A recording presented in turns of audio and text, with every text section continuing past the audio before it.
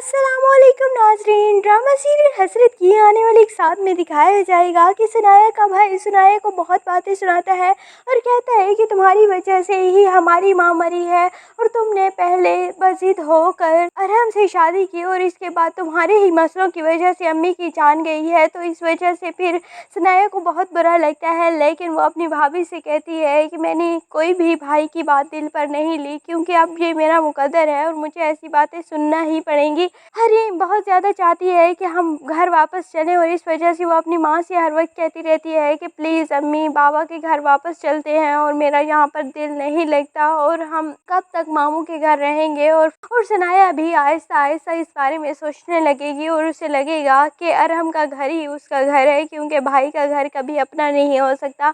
और भाई भी अब सनाया को वैसी अहमियत नहीं देगा, क्योंकि जब तक माँ होती है तब तक ही भाई होते हैं, उसके बाद फिर भाई भी मुँह मोड़ लेते हैं।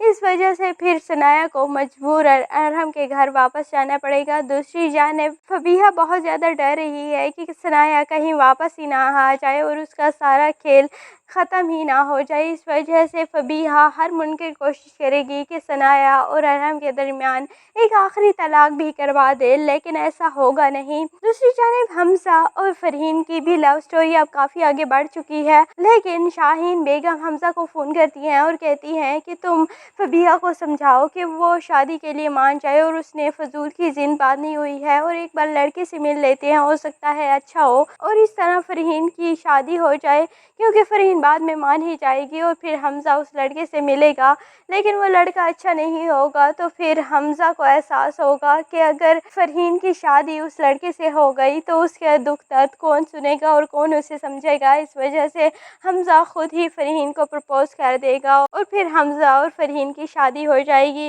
दूसरी जानिब सनाया घर वापस आ जाएगी, तो फिर सनाया अरहम और फबीहा के दरमियान हर वक्त झगड़े होते रहेंगे और बच्चे इस तरह बहुत ज़्यादा निगलेक्ट होंगे। तो बच्चे फिर कहेंगे कि हमसे कोई प्यार नहीं करता और हरीम बहुत ज़्यादा चालाक बनती है और वो फिर अपने भाई से कहेगी कि हम यहाँ पर नहीं रहेंगे और फिर अपना सामान बांधते हैं और घर से चले जाते हैं। और इस तरह फिर अरहम और सनाया बच्चों को काफ़ी ज़्यादा ढूंढेंगे और एंड पर फिर बच्चे मिल जाते हैं।